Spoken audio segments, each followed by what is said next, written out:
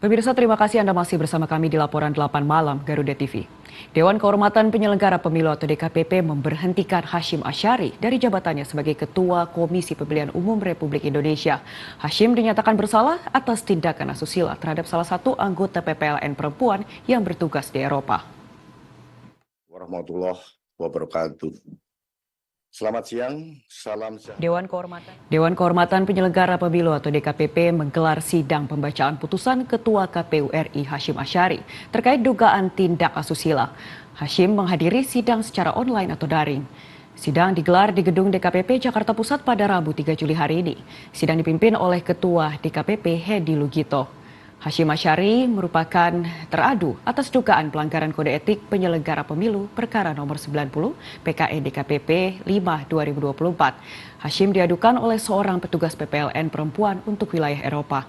Dalam sidang pembacaan putusan tersebut, Ketua Majelis Hakim Sidang Putusan Pelanggaran Kode Etik Hedi Lugito memutuskan untuk memberhentikan Hashim dari jabatannya sebagai Ketua KPU RI. Hashim dinyatakan bersalah atas tindakan asusila terhadap salah satu anggota PPLN perempuan yang bertugas di Eropa. Hedi menjatuhkan sanksi memberhentikan tetap kepada Ketua KPU RI Hashim Asyari.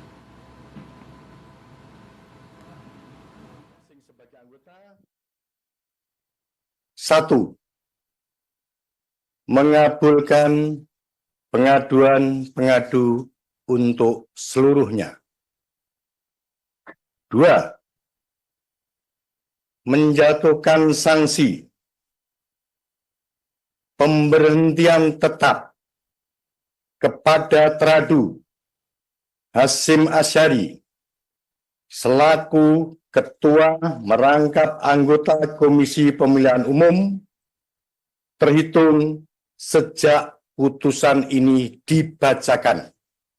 Tiga, Presiden Republik Indonesia untuk melaksanakan putusan ini paling lama 7 hari sejak putusan ini dibacakan.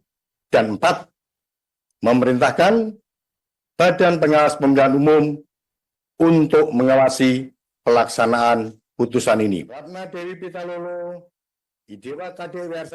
Sementara itu pemirsa, dalam konferensi persnya pada hari Rabu ini, Ketua KPU RI Hashim Asyari mengatakan menerima keputusan DKPP yang memberhentikan dirinya dan berterima kasih kepada DKPP yang sudah membebaskan dirinya dari tugas berat sebagai anggota KPU. Hashim juga meminta maaf kepada awak media apabila terdapat perkataan yang kurang berkenan. Hari ini, hari Rabu, tanggal 3 Juli tahun 2024, sebagaimana yang sama-sama teman-teman jurnalis ketahui bahwa DKPP telah membacakan putusan perkara di mana saya jadi teradu.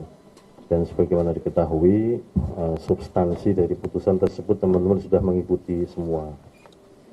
Pada kesempatan ini saya ingin menyampaikan, saya mengucapkan Alhamdulillah dan saya mengucapkan terima kasih kepada DKPP yang telah membebaskan saya dari tugas-tugas berat sebagai anggota KPU yang menyelenggarakan pemilu. Pada teman-teman jurnalis yang selama ini berinteraksi, berhubungan dengan saya, sekiranya ada kata-kata atau tindakan saya yang kurang berkenan, saya mohon maaf. Saya kira itu yang dapat saya sampaikan pada kesempatan ini. Dan untuk mengetahui bagaimana pemecatan Ketua KPU RI Hashim Asyari oleh DKPP saat ini telah bergabung bersama kami di studio pengamat politik Citra Institut Yusak Farhan dan pengajar pemilu FHUI Titi Anggreni. Selamat malam Mbak Titi dan Bang Yusak, bagaimana kabarnya? Alhamdulillah baik, sehat. Baik, Mbak Titi bagaimana kabarnya Mbak? Alhamdulillah Mbak Adra, sehat-sehat semua buat kita. Alhamdulillah sehat Mbak Titi. Kita ke Bang Yusak terlebih dahulu.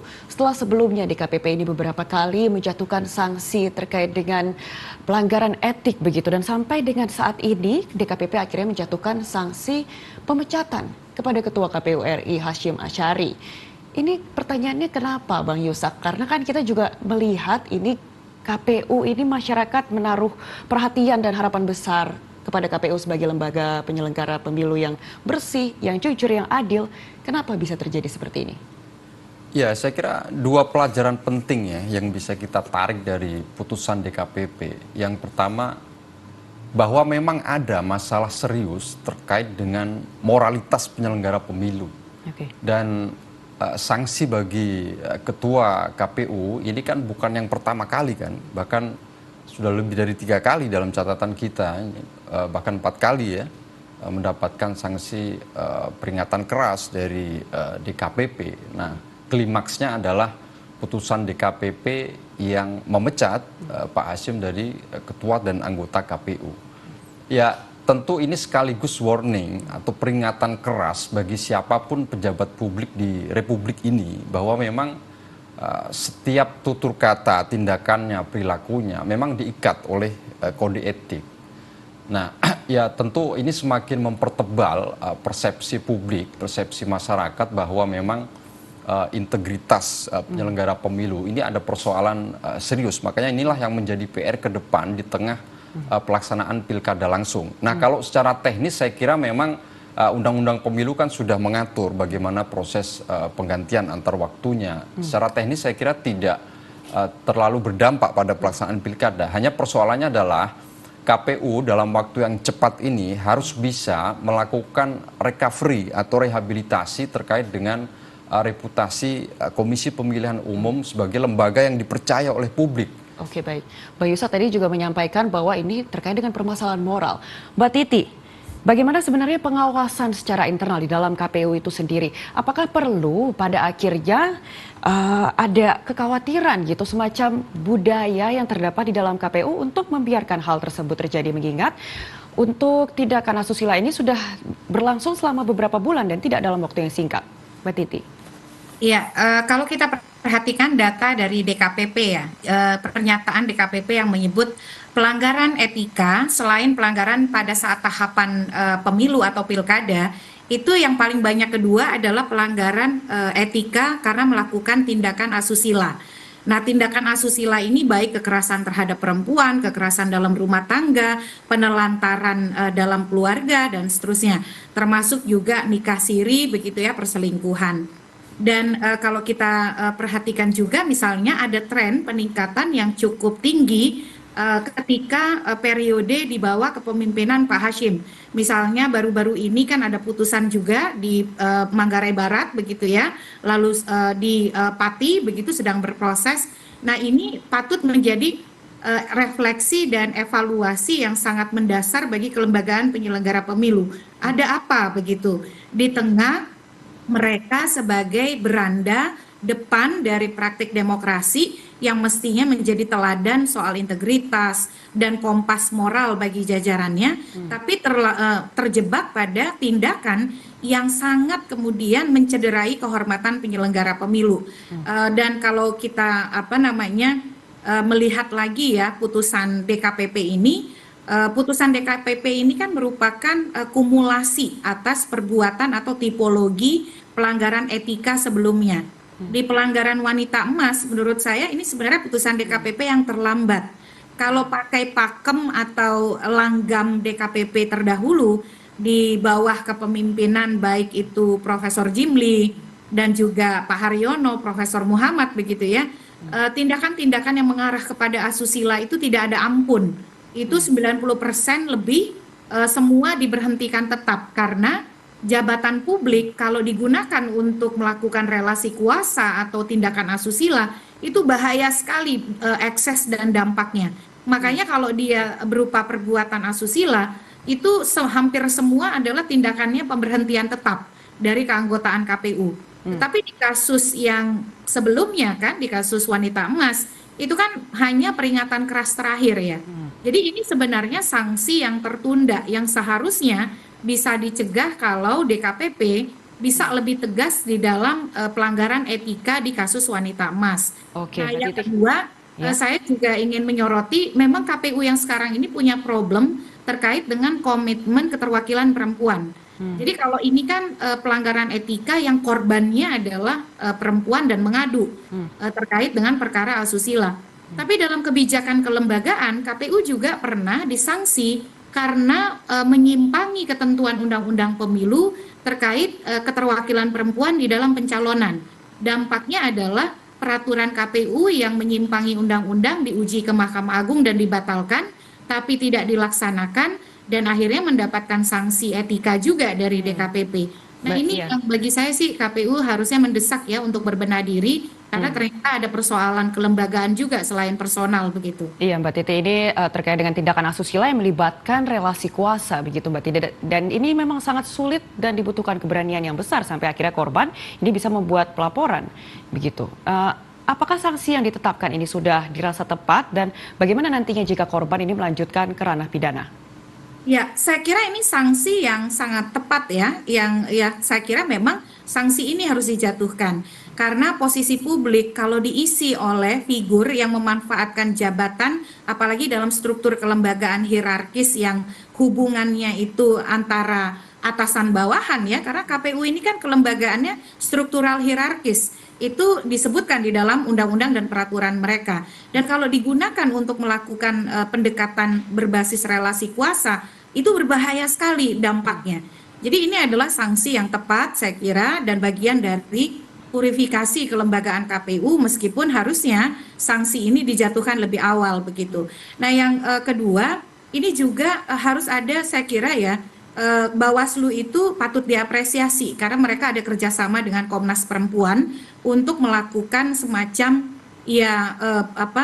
pembangunan sistem internal yang bisa mencegah kekerasan terhadap perempuan dan praktik relasi kuasa.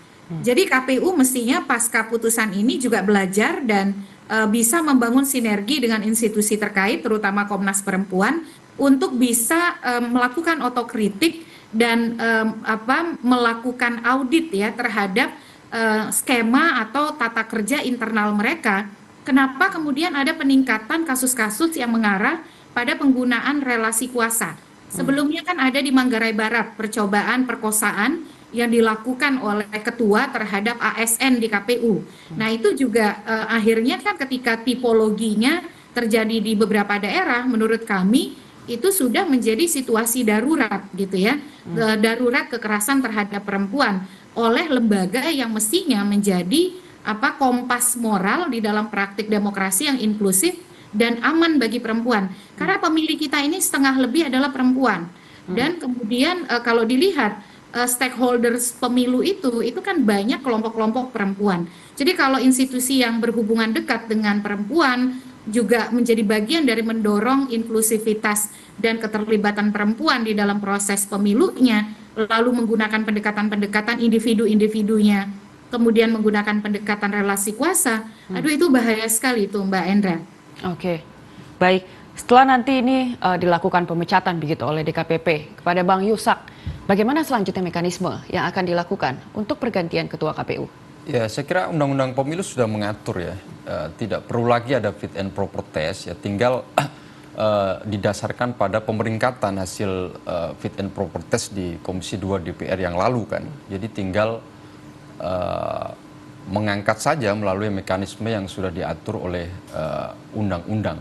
Nah yang tidak kalah penting, pelajaran penting berikutnya dari putusan DKPP ini adalah bagaimana di pihak korban ini terinspirasi untuk terus berjuang menegakkan keadilan, bahwa ada masih ada keadilan yang tegak di Republik ini kan.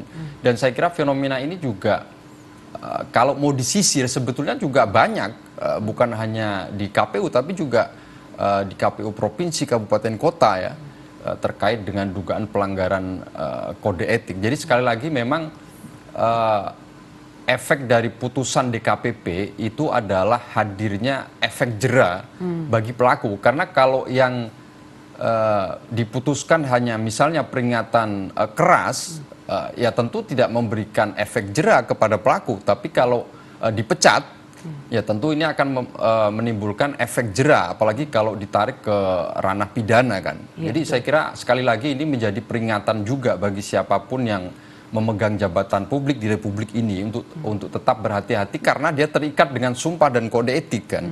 Dan satu lagi yang mesti kita harus catat bahwa di Undang-Undang Pemilu salah satu syarat untuk menjadi anggota KPU, KPU provinsi, kabupaten, kota, kemudian juga Bawaslu kan memang harus punya integritas. Nah ini yang seringkali diabaikan, makanya akar persoalannya sebetulnya kita harus memperbaiki sistem rekrutmen dan seleksi komisioner baik itu KPU maupun Bawaslu kan. Oke, secara fundamental berarti memang harus sistemnya yang diperbaiki begitu ya? Saya kira ya. Oke, baik. Ini untuk kasus ini, apakah nantinya juga akan berpengaruh terhadap pelaksanaan Pilkada serentak 2024? Ya, saya kira karena undang-undang sudah mengatur ya mekanisme penggantian itu dan 7 hari ke depan Presiden harus mengeluarkan keputusan, ya tentu karena sudah diatur secara teknis saya kira tidak akan berdampak banyak. Hanya problemnya tadi bagaimana dalam waktu yang cepat KPU ini bisa segera melakukan proses rehabilitasi nama baik karena ini menyangkut institusi atau kelembagaan KPU. Nah, bagaimana KPU bisa menghadirkan kompetisi di pilkada yang fair sementara penyelenggaranya terdapat problem institusional kan terkait dengan profesionalisme.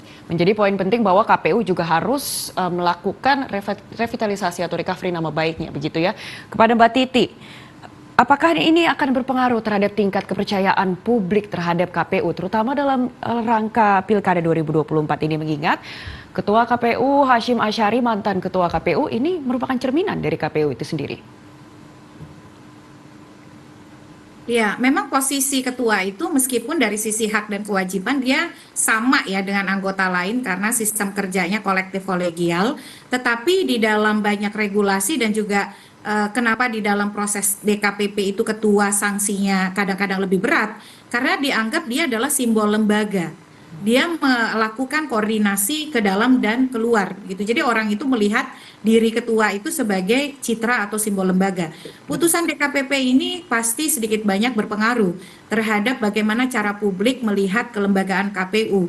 Nah, apakah KPU bisa kemudian merestorasi ini secara cepat begitu ya, bergantung penuh kepada bagaimana internal atau kelembagaan KPU berbenah di dalam merespon putusan DKPP. Jadi ketika misalnya KPU secara kelembagaan, saya sebenarnya agak aneh juga ya tadi ketika ada konvers, tetapi yang mau mendampingi itu kolega-kolega begitu. Padahal ini kan tindakan pelanggaran etika personal ya, tidak ada hubungannya dengan sikap kelembagaan atau solidaritas kelembagaan. Bagi saya sikap yang menunjukkan solidaritas kelembagaan untuk sebuah tindakan pelanggaran asusila itu cukup menyedihkan begitu. Karena di sini kan sebenarnya keberpihakan kita harus jelas ya kepada korban. Dan sikap-sikap yang menunjukkan seolah-olah semangat korsa dan lain sebagainya mestinya dihindari begitu dan lebih mampu memantaskan diri di dalam memberikan respon publik. Jadi harapannya tentu KPU membangun konsolidasi yang lebih baik di internal dan memastikan, tadi saya setuju, ini menjadi pembelajaran yang sangat keras ya kepada kelembagaan KPU dan juga kepada jajarannya, terutama bagaimana mekanisme internal, sistem pengendalian internal KPU itu bisa mencegah agar peristiwa ini tidak terulang pada level apapun. Jadi tidak perlu menunggu DKPP sebenarnya ya, kalau sistem pengendalian internal di KPU itu berjalan baik dan bagaimana kemudian tahapan pilkada ini bisa bergegas diselenggarakan dengan lebih baik lagi dan KPU memperbaiki cara kerjanya dalam berelasi dengan para pemangku kepentingan pemilu, Mbak. Oke, baik. Berarti bisa juga dilakukan ini bisa menjadi evaluasi dari para pejabat pemerintah bahwa relasi kuasa ini tidak selamanya bisa membungkam suara korban. Terima kasih untuk kehadirannya pada malam hari ini. Titi Anggraini, pengajar pemilu FHUI, dan Yusak Farhan, pengamat politik Citra Institute. Selamat beraktivitas kembali.